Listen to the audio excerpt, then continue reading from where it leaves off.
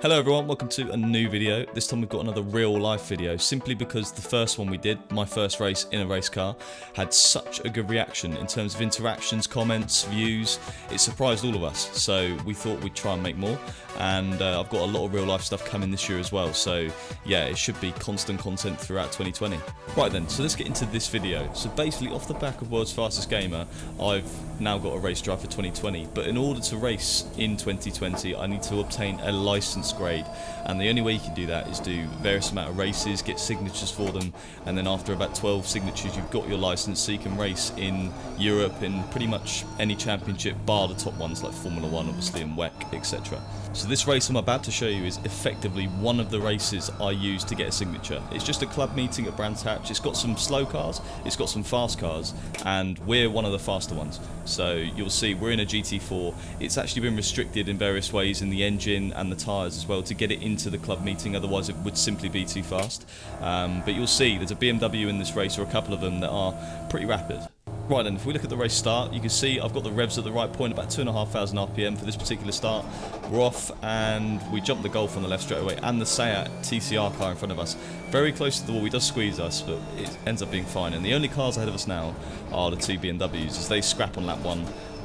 They're so fast in the straight line, it's ridiculous. In the corners we do catch them. You can see in areas on the track it's a bit damp still. And I'm sure most of you will know the Brands Hatch Indy circuit is quite short, so there's quite a few laps. And this race is a 45-minute race, and it takes 2 drivers per team. So around the 22-minute mark, I'm coming in and I'm actually boxing to get my teammate in the car, his name's Miguel. I actually got his name right for once, and he's an experienced guy. He won GT Academy back in the day, and he used to be a race driver in GT3, GT4, etc. So he could be making a return, who knows, because obviously in GT racing you need a teammate or two throughout the season. So he was a great teammate for this particular event, very smart, very analytical, and bloody quick as well. So you can see the BMWs ahead are still scrapping. Obviously to them, I know it's a club meeting for us, we're just trying to obtain a signature, but for those guys this is a championship. They've been doing it all year. They put a lot of effort and money into those cars because they build them themselves, so you can imagine this is quite important for them. Right, it's on to lap number 5, going into turn 1, and we're right behind second place BMW now. Nice livery, to be fair, really quite different camouflage, red, white and grey and a bit black, and we're right on his gearbox. And you can't really go too offline here because, as I say, it's damp in places, so you don't want to pick up a wet patch before going into a corner. Very easy to lock a brake or, yeah, run wide. But going into turn 3, we get kind of a better mid-corner and exit, so we're right on the back of him through the straight. He starts to pull away a little bit on the straight, even though we're in the slipstream. And as you can see, through the corners, we're just so much more balanced. There's more body roll on that BMW as well, so it looks peculiar going through the corners as it's just bouncing through the corner. And we end up making the move into second. And I had to defend a little bit on the straight because obviously we know they are really fast on the straights. Then going into turn 1 there was yellow flags, so we didn't end up getting overtaken because, yeah, he can't overtake on the yellows. So I think it was a Mini that went off in the gravel there. So one of the key things we had to get used to during the race was the difference in speed between the front runners and the back of the pack and the middle of the pack as well. There was quite a big difference, so we were lapping cars very often, every 2 or 3 laps, and simply because the track's so short, you're catching them so fast. I mean, the difference in pace was ridiculous, but somehow we were in the same class. So, but the BMWs in front of us were kind of the same pace really. I mean, you can see here I'm pushing quite hard. The tyres do start to go off during the stint. We've not set our best lap time just yet, but we're not far off it, and yeah, we're not really catching him too much. It must be like 3 or 4 tenths a lap, but yeah, considering there's so much difference between the cars, one's a GT4, one's just a standard M3 that's been modded quite a lot, and you can see there in the gravel on the left someone's gone off quite severely there and probably out of the race, so I think a recovery vehicle ends up coming to pick them up.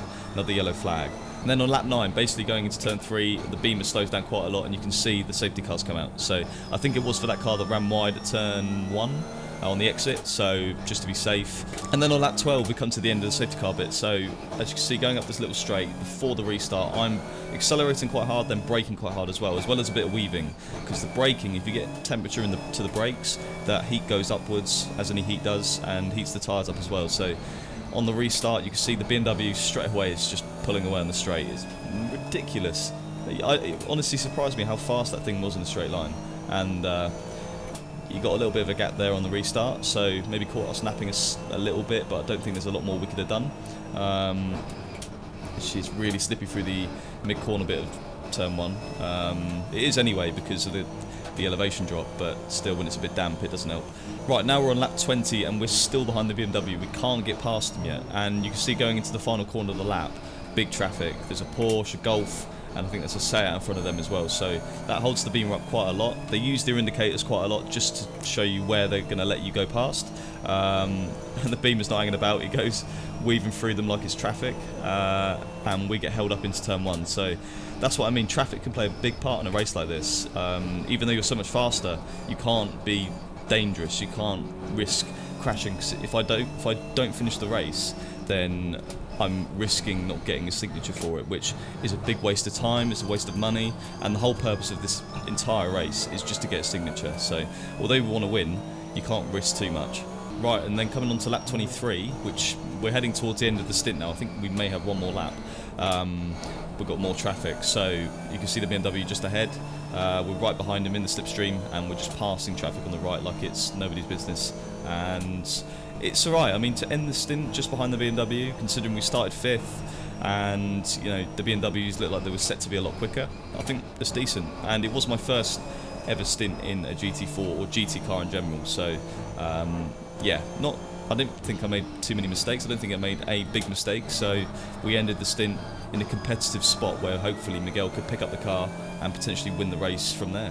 And so we actually stretched the stint out to the end of lap 26, which was longer than I thought, and we're coming in the pits behind the BMW, who holds us up actually. We were looking to really bomb it into the pits, get straight on the speed limiter, and we're on the speed limiter now, but yeah, we lost a 2 or 3 seconds there behind that BMW, which in a race this close is annoying. So we pull in. Miguel's obviously on the left there in the blue suit, getting ready to jump in.